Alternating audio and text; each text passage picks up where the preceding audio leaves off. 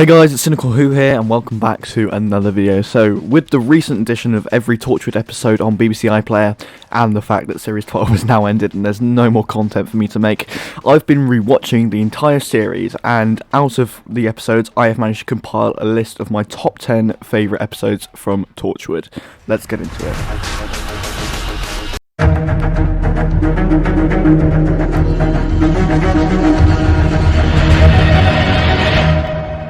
So, at number 10 we have Exit Wounds. Exit Wounds is the finale for the second series of Torchwood, and taking that into account, it could have been better. It handles quite a lot for just a 48-minute serial, like the earlier established plot threads of Jack's brother, as well as handling the death of two members of the Torchwood team. This story, like the finale of the first series, could have potentially benefited from being stretched across two parts, but there's some nice, and as much as I hate to use this phrase, timey-wimey concepts. As the last episode of the original Torchwood run, it's not bad. Number 9. Something Borrowed. Something Borrowed is quite possibly the most enjoyable and fun episode in Torchwood. There are some really funny and memorable moments, as well as handling a pretty decent story at the same time. The design of the monster is pretty good too, and so's the concept. This is a great idea, and surprising how it hasn't been done before. This story is mainly just a piece of light-hearted comic relief being sandwiched between a surplus of pretty dark episodes. Oh, that's for calling my mother an ugly bitch! Number 8. Adam. Adam is an interesting story. It manages to set up the finale as well as working as a pretty decent standalone episode. Not too much happens, but there is some interesting stuff here, like Owen and Tosh's personality essentially swapping round, Adam manipulating Yanto's memories and Jack's backstory. Here we finally find out about his family, why he had to leave and so on. The score for this episode is superb though. Gray's theme is fantastic. Never. Are you there? Also, a quick word to Brian Dick's performance as Adam. He sells the role perfectly, as well as John Barrowman in the final scene. I want the real memory back. Then let me live.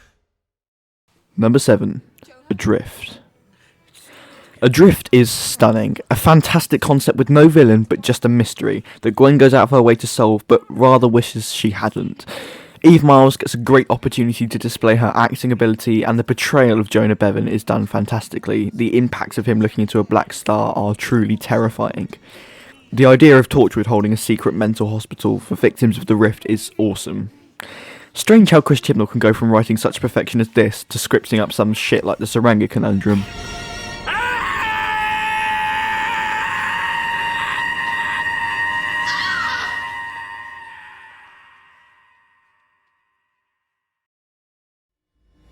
Number 6. Miracle Day.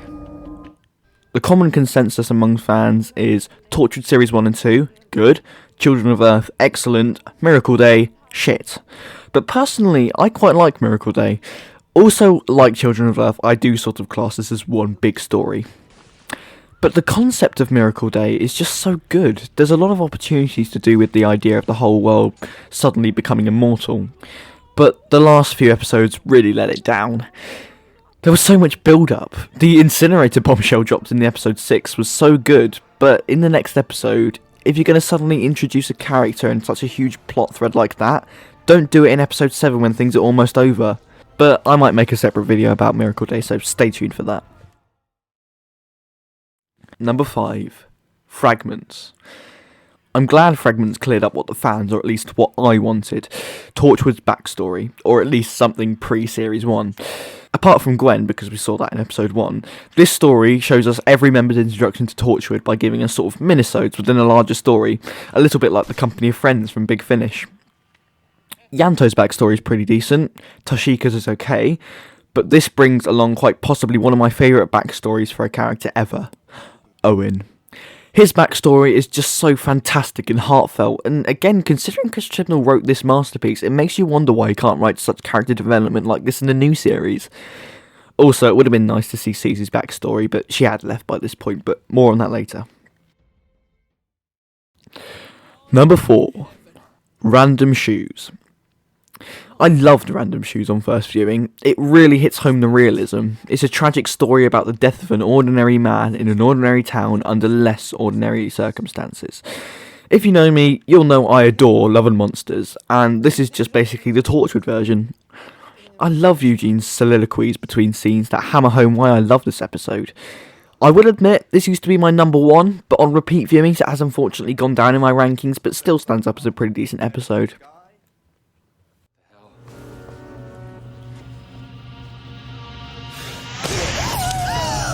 Susie, listen, it's me. Number 3.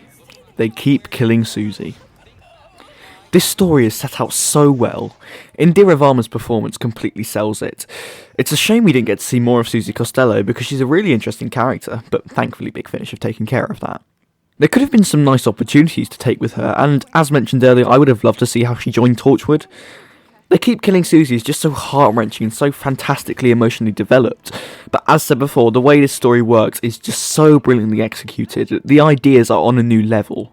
It's just a great piece of television and sums up Series 1 pretty well. I killed you. Oh, die.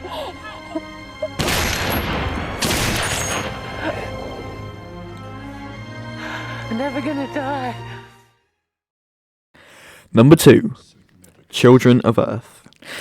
As mentioned before, most people think Children of Earth is one of the best Torchwood episodes ever, but on initial viewing, I thought it'd be highly overrated and just a bit bland overall. But upon a recent rewatch, I found this really does deserve the praise it gets. Children of Earth deals with the idea of alien invasion properly. Much better than any other story, and the way it portrays politicians is just hilarious. Yanto's sudden death in part 4 is really impactful, and the performances from the cast are just fantastic. Again, I might make a separate video about this, but definitely consider checking this one out. And now for some honourable mentions. I'd like to give a shout out to Greeks Bearing Gifts, the 7th episode from Series 1. This is a story more centred around Toshiko, and Naokomori gives a fantastic performance in this episode, as well as the actress who plays Mary, although her portrayal is slightly over the top at times, but overall a nice concept and some good character development for Tosh. And I would also like to take a moment to talk about Everything Changes. For the first episode, this sets things up fantastically. Eve Miles captures the role brilliantly, straight from the word go. This episode establishes every aspect of the show perfectly, as well as handling the main plot point, Susie's death. Just a great episode all round, although Yanto is relegated to just the receptionist for the first few episodes, and even in Cyberwoman, where the story's centred around him, he doesn't get the development he needs.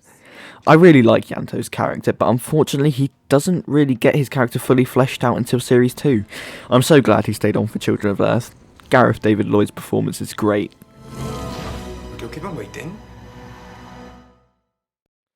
And now, my number 1 favourite Torchwood episode is A Day in the Death. This episode is just stunning. I don't know where to start.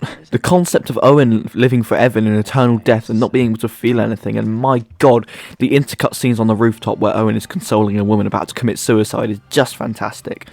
The dialogue in the scene and the exposition is brilliant. You ready to jump? Bern Gorman's acting really sells this episode. Owen is by far the best Torchwood character as far as development goes. You really learn to empathise for his character throughout the episode. You feel his rage and depression and anger and just the raw energy in that one scene where he talks to Tosh. Stop it! What's wrong with you? I'm broken, Tosh! I don't work. I've got no heartbeat, no feelings, no tears. I have got nothing to give you. Do you understand that? Maybe that's what you want. Maybe you want somebody who's as screwed up as you. Who's twisted and screwed up like you are. Well, you want to see broken? Do you want to see broken, Tosh? Oh, and stop it! What are you doing? But now, let's talk about what I like to call the staircase scene. Wow, I love this moment. Owen's dialogue as he slowly approaches the security guard and manipulates him, akin to the 7th Doctor in the Happiness Patrol. And my god, the score. The track Owen Beats Death is the best piece of music from Torchwood as a whole. The way Owen abuses his powers of immortality is just hilarious. This is by far my favourite Torchwood story. 10 out of 10. I'm Dr. Owen Harper. And I'm having one hell of a day.